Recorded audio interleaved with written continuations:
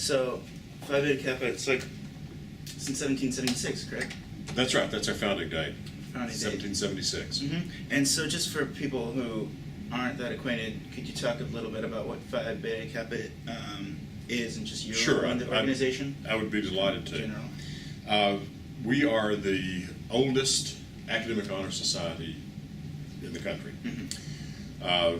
As we just indicated, we've been around since 1776. We were founded in that year at the College of William and Mary in Virginia. Mm-hmm. And founded basically as a debating society at that stage, or drinking club, a little of both, a student-run organization whose purpose was to augment the rote memory-based curriculum of that age in the formal college with something that was more intellectually engaging. Mm-hmm. And that piece, dedication to things that are intellectually engaging and to put intellectual work into service of broader society, is very much the value orientation that we continue to have.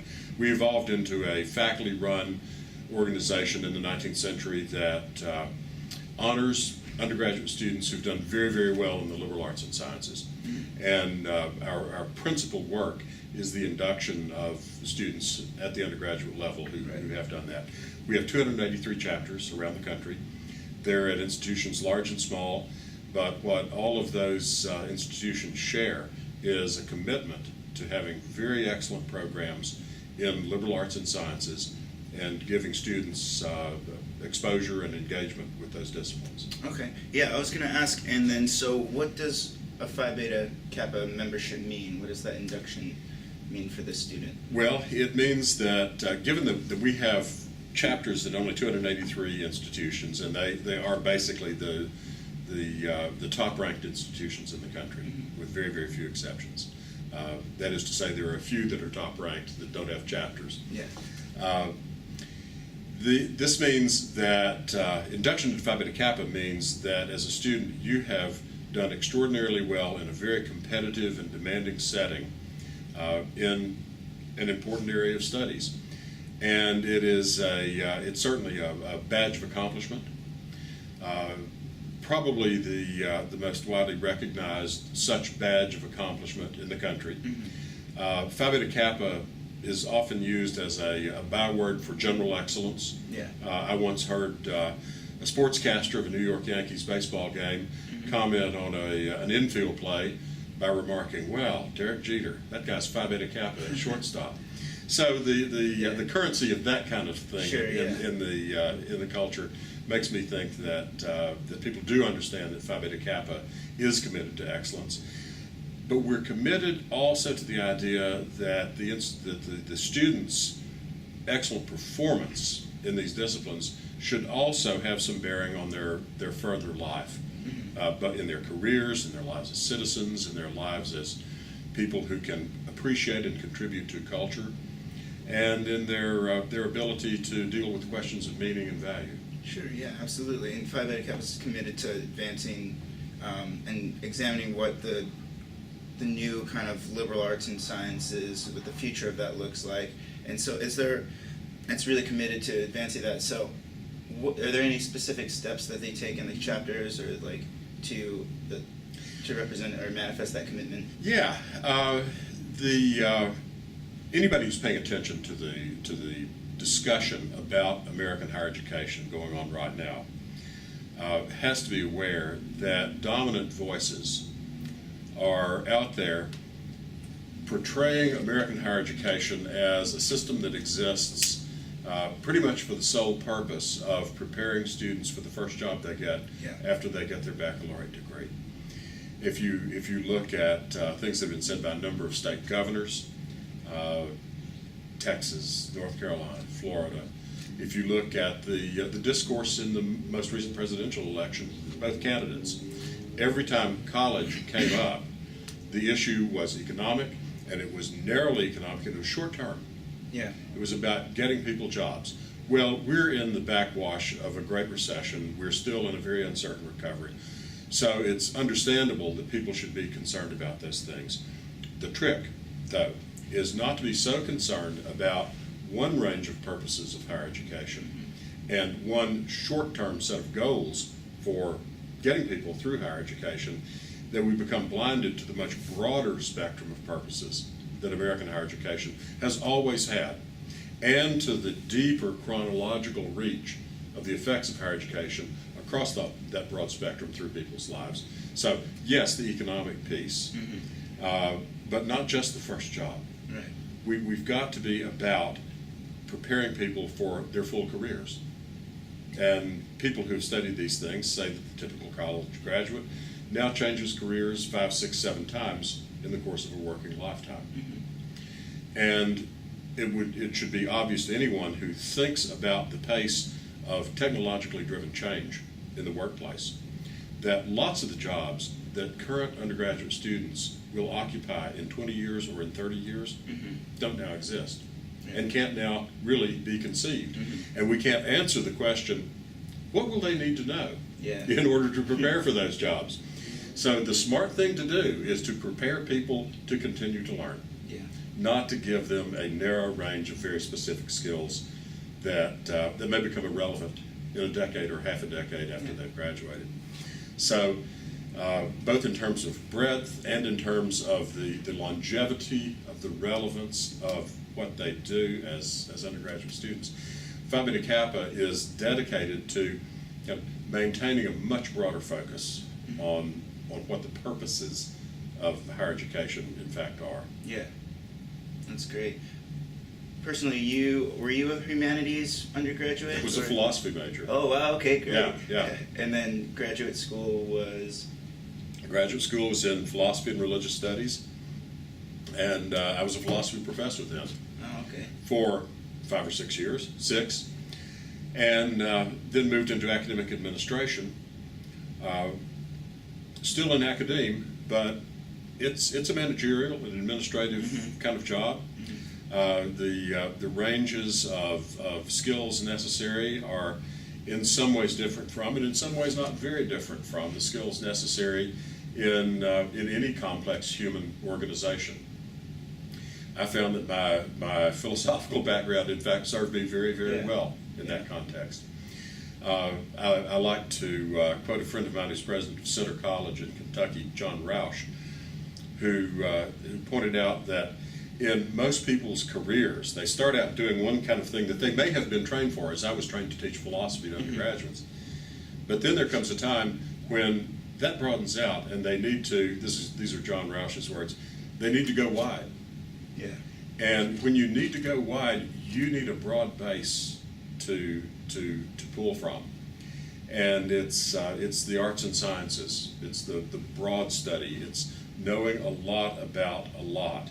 It's also having cultivated certain kinds of skills of critical reflection, skills of sympathetic imagination, the ability to live with uncertainty and ambiguity, the ability to deal with multiple perspectives, to look at things from the other person's point of view, and not to be crippled by indecision when things are not crystal clear.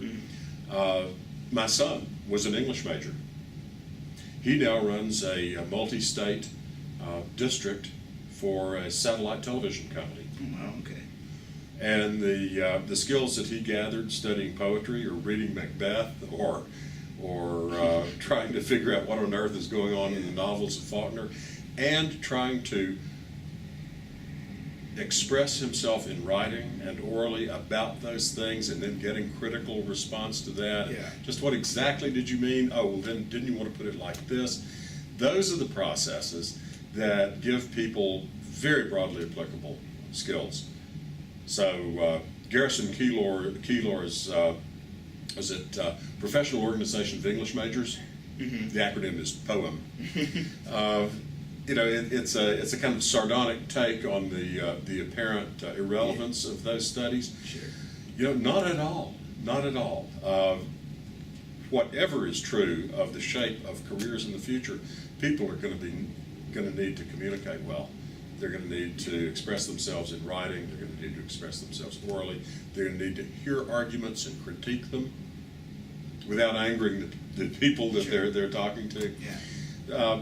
Those are the skills that are cultivated in seminars and liberal arts disciplines. And the the attitude that we find with dismaying frequency that the humanities say are somehow luxuries or somehow frills or somehow frivolous or they're somehow not serious. Yeah. No.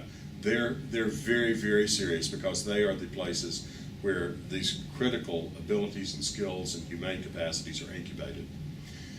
The governor of North Carolina about 10 days ago seemed to be advocating the cessation of social science and humanities research, saying that social science research ought to be given up in favor of medical research, cure diseases, save lives. Okay, there's a view. How would you evaluate what he had advocated? What range of skills would you need to draw upon to know whether what the governor said was a good idea or not? And how would you have gained those skills? Well, through humanities and social sciences research. Just the activities that he was advocating should be abandoned as useless. Yeah. So over and over again, when we really look hard at what's being recommended and ask, is that a good idea? We find that in order to make a responsible assessment of what's being advocated, we need to draw on just those skills that are being neglected in the advocacy.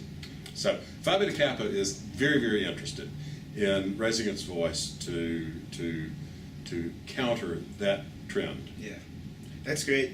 That's great to hear. That was kind of one big chunk of one of my last questions was going to be, what would you say to humanities undergraduates? Now, I'm an English literature major, graduating in the spring, and kind of just like, I'm not exactly sure what I'm going to do, but I feel like I have this space, and I feel like the most valuable thing that I've gotten from the degree is just the articulation side of things and learning how to analyze things. So that was great to hear. I really appreciate that. Yeah. And so you're speaking tonight. You're going to be on the panel for superheroes and like leadership and their flaws discussion tonight. Yeah. Right. Great. Could you give us some kind of like a preview as to what you're going to be talking about? Sure. The working title is Heroes, Leaders, Failings, and Flaws. Mm-hmm. And the topic is getting at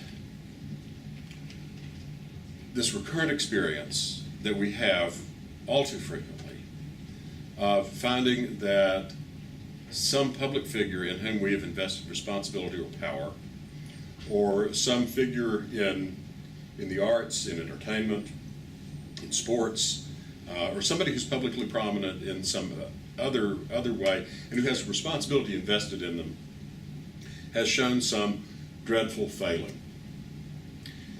And often it's transgressions of a sexual nature. Sure. Maybe it's doping and substance use, performance-enhancing substances in sports, and you can think of various sports, baseball, cycling, where this has been the case in recent memory. Sometimes it's transgressions for financial gain. There are all sorts of ways in which people stub their toes ethically and morally, and you could just sort of do a review and think of the last couple of decades. Yeah. Then you could go back into the middle of the 20th century and think about cases that were not bruited about much at the time, but have now come to light, and it turns out known well enough at the time in certain circles, but quietly. Yeah. All the way back to Jefferson and his relationship with Sally Hemings. Sure. John Meacham's recent, very fine book on Jefferson has gotten some critique about going a little light on that dimension of Jefferson's life. And you think you contrast the sort of flood of this stuff that we live in, and it's being sort of not so much a feature of at least our national past, and you ask, are people behaving differently now? Do we just know more now? Are we more sensitive to the exploitation of the less powerful by the more powerful now than we were 100 years ago, or 50 or 200 years ago? Is there a zone of privacy that was once respected but now is not respected? Or is the public's right to know everything about everybody just now gaining maturity when it wasn't developed? It was underdeveloped or immature in earlier ages. What are the right answers to those kinds of questions?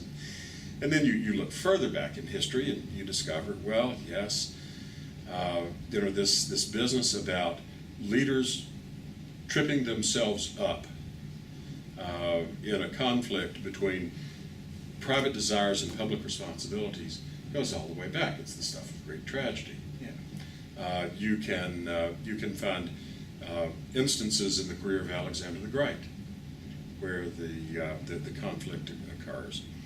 So historical perspective helps. Yeah. But my main purpose is to say, look, this is a recurrent thing. How are we to deal with this? Then I want to talk tonight about a set of tensions that supply the cultural matrix that we use to think about these things. One such tension is the tension between our apparent willingness, even eagerness, to adopt a morally judgmental attitude. Think back to the Clinton impeachment proceedings, if you'd like an example to refresh your memory of how that looks, or the de rigueur condemnations of people like Tiger Wood and his dreadful incident, and on like that. So there's this moment at which we say, oh, this is so wrong. This is not us. This is unworthy and deserves rich and stern condemnation. In all seriousness, it does. And then there's the side that wants to hear a little more detail.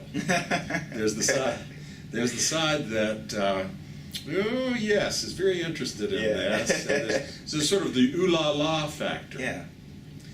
I'm reminded of the Australian comment during the Clinton proceedings, where an Australian journalist was reported as saying, "Well, thank God we got the criminals and America got the Puritans." Right? Yeah. So, but this we want both halves, or both sides rather, of these opposing attitudes that hold these cases in tension. The cases drop into that. They drop into, oh, that's really wrong. This person should be punished. Or sensation. Oh boy, I want to hear a lot about that because I'm really enjoying it. Yeah. It's just everywhere. I mean, Prince Harry goes to Vegas and turns up in naked photographs. Yeah. Yeah. It's just everywhere, and so there's that, and then there are all these other oppositional fields of tension, like the difference between the real and the fake. Beyonce at the Super Bowl, right? Is that her voice? Is that? Yeah. Was the Super Bowl? Wasn't it? Or is that the inauguration that it was revealed that she was lip syncing? That's right. That's right. Yeah. Yeah. Well, but it was her voice. Does that matter? Mm-hmm. Right. Yeah. So we want things to be real because the real is what we value, but we also demand a quality that can be attained only if the event is so crafted and manufactured that it amounts to a misrepresentation. So the real and the fake, the moralistic and the prurient. And the real and the fake. There's Tom Hooper and Les Mis, where the director Hooper insists in the actors singing in their own voices. Mm-hmm. So it's really Russell Crowe. Yeah. Sort of singing. But Russell Crowe is not a great voice. So there's an instance where the demand for the real overrode, and the fear of the fake overrode the demand for perfection. So the true and the false is closely related to that. The sincere and the cynical. There are all of these. I'm going to talk about it 5 or 6 different ways in which we are pulled, and point out that we seem unwilling to let go of any of the conflicting perspectives that supply the tension in these situations. Yeah. We want to have it in all sorts of different, multiple, incompatible, both ways It's situations. almost a zoo. We just want to point our fingers and look. Yeah, And watch yeah. it. I would ask you, you would think that we'd have learned, I mean, it's part of the human experience to just kind of realize that people are not perfect. Well, but see, that's another one of the tensions. Another one of the tensions is the need to elevate someone, Yeah, to put them above all that, yeah, which is held in tension with our interest that seems also not to go away, to pull down the high and the mighty, to show that they do have feet of clay. cut down the highest blade of grass. That's right? That's it. Yeah. It's the nail that sticks up that gets hammered. Mm-hmm. Right? Yeah. Yeah. But one question that emerges out of all of this, if you do accept the notion that these cases fall into into a field of tension and not into a kind of settled pattern of response, then the question is, why? Is that because humans are just like this and we always have been, or has evolution supplied this kind of restless, oppositional, conflictual way of understanding these cases? Or are we at the beginning here of the 21st century in some kind of weird, historically conditioned cultural fix Yeah. that has just given us this equipment because of our own particular cultural history to deal with? Do the French think of it in this way? Do the Chinese? Do the Yeah. Indians? You know. So that's one set of questions, and then not wishing to leave people entirely kind of without useful tools. Right. I'm gonna round the thing off by offering Dante's vision of the gradation of transgressions in the Inferno as a way of figuring out what to do with the cases that fall into this kind of multiple gravitational field. And Dante's work is, of course, an amalgam of sort of traditional Christian teachings and medieval feudalism and bits of Aristotelianism thrown in and God knows what else. But it's not a mishmash. It's not just a mash up. It's an interestingly structured moral vision that differentiates, for instance, and these are the sort of circles of hell in descending gravity and unpleasantness. It differentiates between transgressions that are, as it were, merely failures of restraint of appetite. Mm-hmm. What happened was he didn't restrain himself. And we can talk about such cases and what they amount to and the ways in which the transgression, whatever it was, bears or does not bear on the person's stature as an athlete, political responsibilities, duties to the nation, whatever. But then the second tier gets more serious. It's where failures to restrain an appetite enlist reason corruptly in their defense. Oh, okay. And this corresponds to what in our now familiar parlance comes out as something like the cover-up was worse than the offense. Yeah. Because there was the offense, and then there was the bit where the person then sort of took reason and its capacities in order to evade, rationalize, obfuscate, and so forth. And then you can go back to case by case and say, does that happen? How much worse does that make it? Mm-hmm. Then at the bottom of Dante's hell, the worst space is reserved for those who have betrayed those to whom they owed loyalty. Mm-hmm. And this is the medieval feudalism probably, but it's also a way of getting at the conflict of sort of personal transgression and political responsibilities, mm-hmm. or personal transgression and the responsibilities people owe to their fan base. I mean, Lance Armstrong let a lot of people down. Yeah. Well, you can also argue those people must have had an incredible suspension of disbelief to think that anybody could win 7 Tour de France titles in a row just cleanly. Yeah. You know? And I mean, and is that responsibility on him warranted? Is that just something that you have to live with? You have to know if you're going to be a famous athlete, if you're going to be successful, you're going to have like this burden on you. Yeah. Did he recruit their adulation? Yeah, exactly. Did it come upon him unbidden? Why do you compete? Why do you do that? Why do you compete in the Tour de France if you don't want to be famous? If you don't want to be looked up to? You don't, yeah. So, anyway, that's where my piece of it is going to take us. It's come from a description of the situation to this some kind of analysis of the context into which these things fall, and then a suggestion that hey, you know, if you've thought about Dante a lot, you can begin to get a grip on making sense of some of this stuff in a way that's not just being batted about by impression and subjective response. You can begin to give some kind of reasoned analysis. Not that this one is necessarily the best one or perfect one or that includes all relevant factors, but it's a start, and it's better than just wallowing. Yeah. And there's a lot left out of Dante's vision of moral judgment. You know, there a lot of people have thought hard about those things since he wrote. But it is a start, and I think could be useful. Yeah, absolutely.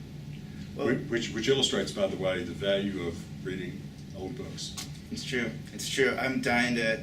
I don't know why I had this idea of Moby Dick as. I don't even know what I thought of it as, but just as one of those big books, you know. Yeah. But I was reading some pieces from it, and I really enjoy it. I think that's going to be a summer book or something. I went back through Moby Dick this past year. It gets stranger every time you reread it. Yeah, I can see it. I believe It it. is. It's one of those novels that refuses to just be a novel because it's philosophical tract, it's speculative writing, it's a meditative work.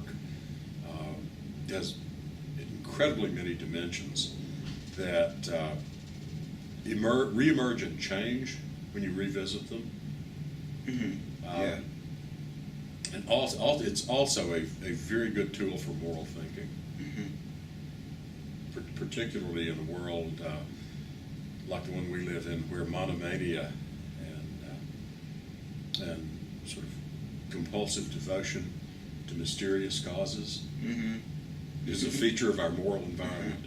Yeah. Great. Well, that kind of wraps everything up. Is there anything else you'd like to say? Well, I just want to say how much I admire the work being done in Project Humanities here at Arizona State. I think that Neil Lester and others who are involved are really doing a terrific job of making evident why it is that the study of the humanities is an integral part of American higher education, what public good it does, what intrinsic goods it makes available to people who engage in those things. And I just want to affirm very much Project Humanities and what's being done here. Great. Thank you so much. Yeah. Mr. Churchill. Thank you, JJ. Yeah, absolutely.